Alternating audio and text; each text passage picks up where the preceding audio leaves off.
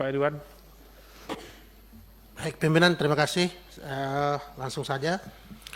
Pertama-tama saya mengapresiasi ya rapat kita hari ini terkait perayaan Natal dan Tahun Baru. Itu artinya kita tetap fokus memikirkan rakyat kita di tengah situasi akhir tahun seperti ini. Kedua, saya yakin pelaksanaan Natal dan Tahun Baru 2022 ini insya Allah akan sukses seperti tahun-tahun sebelumnya. Cuma mungkin dari data yang disampaikan oleh Kementerian Perhubungan justru saya melihat di tahun 2019 pergerakan Natarunya kita 55%, kemudian di saat 2021 COVID tinggi kemudian 13%, tetapi justru di COVID-19 menurun di tahun 2022 ini potensi pergerakan kita hanya di yang bepergian 16%. Artinya sebenarnya tahun ini juga nggak seperti seberat di tahun 2019 untuk koordinasi perhubungan, PUPR, Korlantas, BMKG juga Basarnas dalam pelaksanaan Nataru ini. Saya tidak tahu anomalinya kenapa kok nggak bisa melonjak kembali seperti 2019. Apakah pengaruh? Ya, terima kasih Pak Bas. Apakah pengaruh BBM kemarin dicabut subsidinya atau gimana?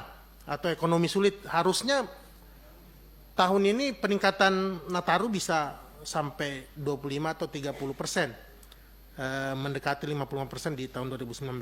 Tetapi pesan saya untuk Kementerian Perhubungan, saat ini pemesanan tiket untuk pesawat sudah 70%, betul-betul diawasi, karena beberapa masukan dari masyarakat juga untuk beberapa minggu ke depan tuh sudah ada kenaikan 50%.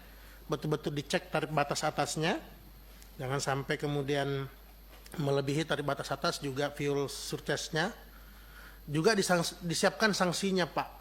Jadi benar-benar operator juga bisa dengan bijaksana untuk menetapkan tarif di Nataru ini. Kemudian terkait rem cek, kemudian monitoring ETS, CNS juga ACE, dipastikan koordinasinya dengan BMKG juga terjalin. Kemudian untuk PUPR sendiri, konstruksinya nih Pak Hedi, biasa konstruksi di akhir tahun ini jangan sampai yang panjang, misalnya sampai 500 meter buka tutupnya, itu bisa bikin macet itu. Nanti kesulitan saat terjadi buka tutup, kemudian terjadi antrian yang panjang. Kalau bisa ada konstruksi, tetap ada pelaksanaan konstruksi, ya mungkin 300 meter ke bawah, jadi gampang buka tutupnya. Kemudian terkait yang disampaikan Pak Korlantas tadi, untuk PUPR diperhatikan betul exit tol, terutama ke simpang jalan kabupaten kota, di pusat-pusat wisata, dan juga distanbaykan yang tadi terkait BWS dan balai jalan di daerah, terutama alat beratnya di Kaltim gampang betul Pak. Pokoknya hujan dikit, jalan nasional kita yang memang satu poros aja itu untuk menghubungkan Kalimantan Selatan juga dengan Kalimantan Utara gampang sekali terendam banjir ataupun ada beberapa longsoran. Kemudian BMKG, kami sangat apresiasi ya, BMKG makin informatif, juga berbasis spasial, ya, informasinya juga jadi enak dan juga mobile. Mudah-mudahan BMKG terus makin profesional dan mendukung beberapa kementerian dalam kebijakan-kebijakan. Kemudian Korlantas, kami juga apresiasi beberapa inovasi terobosan juga berbasis IT dan juga terintegrasi juga dengan kementerian dan lembaga lainnya terus ditingkatkan Pak. Dan yang paling penting Nataru ini tetap humanis Pak. Ya. Dan itu menarik Pak, babin-babinnya itu dikerahin aja untuk sosialisasi dan lain-lainnya. Kemudian terakhir Basarnas, kalau Basarnas saya doakan mudah-mudahan agak nganggur lah di akhir tahun ini Pak ya. Di samping anggarannya kurang juga, artinya kalau nganggur kan kita nggak ada pencarian dan pertolongan gitu, artinya alhamdulillah aman semua negeri kita ini. Sedikit tambahan pimpinan terkait tadi kawasan rawan bencana, ini sebenarnya sekedar diskusi. Ya mungkin memang wajar kalau kemudian beberapa terkait kebencanaan di Republik kita ini kemudian ada menimbulkan korban banyak masyarakat. Karena di peraturan pemerintah terkait rencana tata ruang wilayah nasional kita itu, pada tahun 2008 itu kita punya PP nomor 26 tahun 2008 tentang rencana tata ruang wilayah nasional. Di situ kawasan rawan bencana alam masuk dalam kawasan lindung nasional. Jadi kalau kita kepala daerah membangun, kalau status kawasan itu, wilayah itu rawan bencana alam, maka tidak boleh ada pembangunan karena dia masuk kawasan lindung nasional. Namun di tahun 2017 di peraturan pemerintah nomor 13 tentang rencana tata ruang wilayah nasional, saya bingung kok itu dihilangkan. Jadi kawasan rawan bencana alam itu tidak masuk dalam kawasan lindung nasional.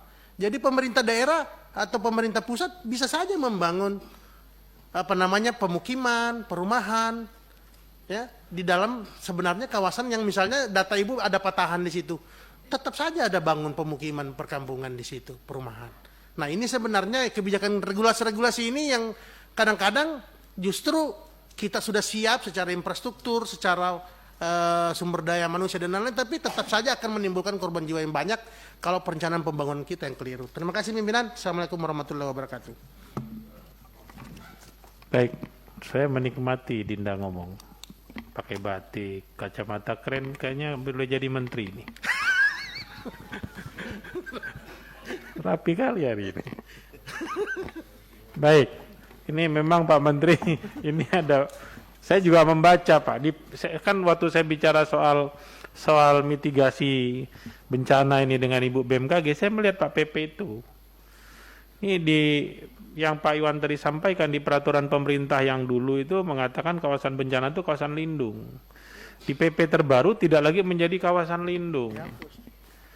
Nah dari sisi mitigasi ini masalah menurut saya. Dari sisi mitigasi itu masalah Pak.